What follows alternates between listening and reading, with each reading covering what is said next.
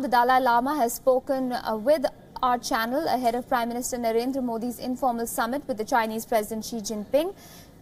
The Dalai Lama says that India and China have to coexist and can't destroy each other. Very good. Very good. As I mentioned earlier, you see, use force is outdated. Must meet people and talk. And I think, realistically speaking, neither India nor China no ability to destroy other.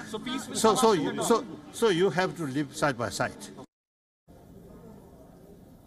And WION Siddhant Sibal, who's in Delhi and in fact got that reaction from the Dalai Lama, joins us on the broadcast right now. Siddhant, so definitely a thumbs up coming from the Tibetan spiritual leader, who has in the past also said that India and China have no choice but to be brotherly toward one another. Well, a strong statement coming, and of course blessings from Dalai Lama coming on this meeting of the Indian Prime Minister with the President of China that will take place in Wuhan later this week. And it comes on a day when the Indian Foreign Minister has spoken at the SCO Foreign Ministers meet, where she spoke about various topics, including the issue of terror, connectivity and Afghanistan. But talking about this statement by Dalai Lama, who spoke at an event here in New Delhi at IIT Delhi, he clearly spoke about the growing India-China ties, and of course said that these two countries, these are Asian giants, and they can't fight with each other. They have to peacefully coexist. Nor India nor China can destroy each other. So that was the intent of Dalai Lama. And of course, there were other Tibetans also who had come to hear the speech of His Holiness, and they also welcomed the talks between India and China, which will happen later this week. And of course, ahead of this big summit between the two leaders, informal summit between both the leaders of India and China, the Indian Foreign Minister and the Defence Minister are there in China. And the Indian Foreign Minister, though she did not took names, she strongly spoke on terror and said that states that are providing safe havens to terrorists who are financing terrorism should be isolated. Sure. And of course, she also allow me to come in, connectivity. Siddhant, on that note. Coming back to the Dalai Lama, though, China, of course, views India's relationship with the spiritual leader with a great degree of skepticism and concern. And we've seen of late one event, for instance, that was celebrating the Dalai Lama's 60th year in India had to be moved out of Delhi to Himachal Pradesh. So this demonstrates also in some ways the key role that he plays when it comes to the relationship between these two Asian giants.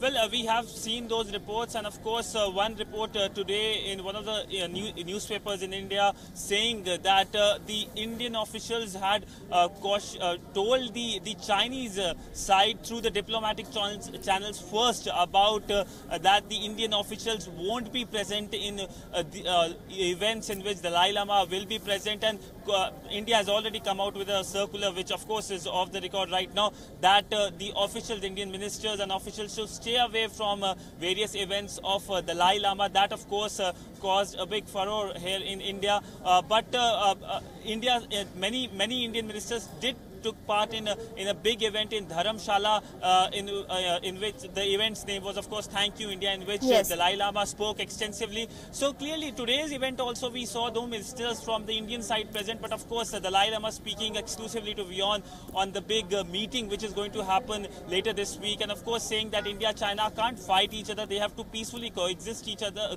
with each other. And clearly he welcomed the summit that is going to happen between Indian Prime Minister Narendra Modi and the Chinese President Xi Jinping. All right, Siddhant, stay with me a while longer. Just for our viewers joining in right now, a quick recap on what we're discussing. The Dalai Lama, the Tibetan spiritual leader, has spoken on the Modi-Xi summit slated for the end of this week, which will take place in Wuhan in China. The spiritual leader has welcomed these talks. Also with me on the broadcast right now is WION's senior editor, Surya Gangadhar. And Surya, the Dalai Lama, of course, has in the past spoken about the importance of a strong relationship between India and China, even going as far as saying that they have no choice but to be friends. So an interesting, let's say, endorsement coming in for the Modi-Xi summit before it takes place.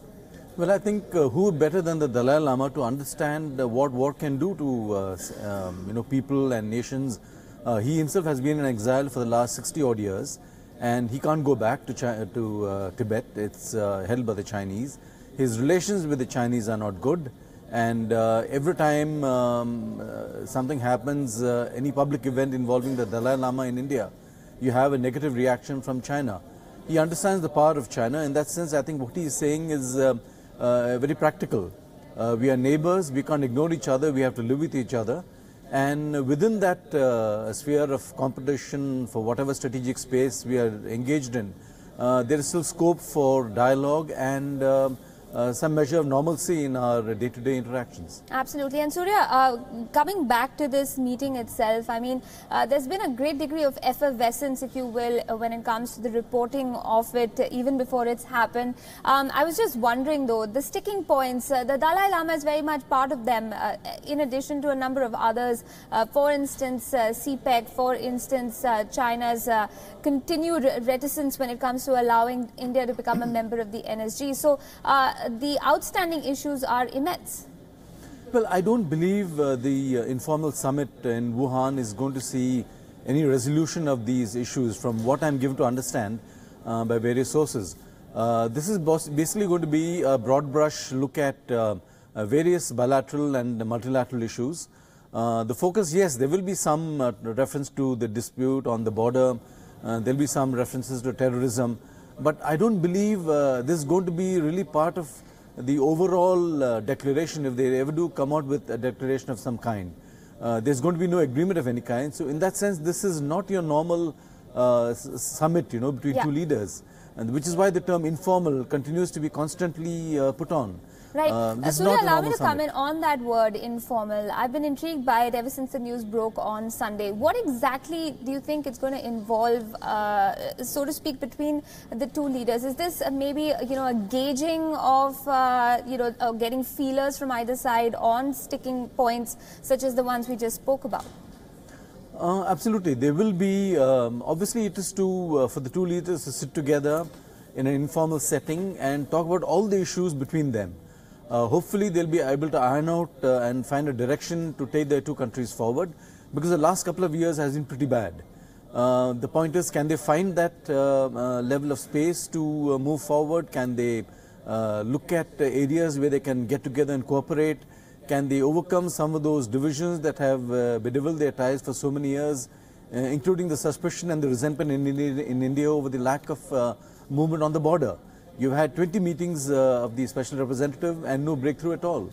So clearly there is a move for the two sides to identify the direction in which they are going and flag off in a broad sense the areas where they want to see progress. After that, the bureaucracies take over. Okay, so big questions facing either side when that meeting happens. For now, we'll leave it at that. Surya Gangadhar and Siddhant Sibal, thank you both for joining us this afternoon with those perspectives.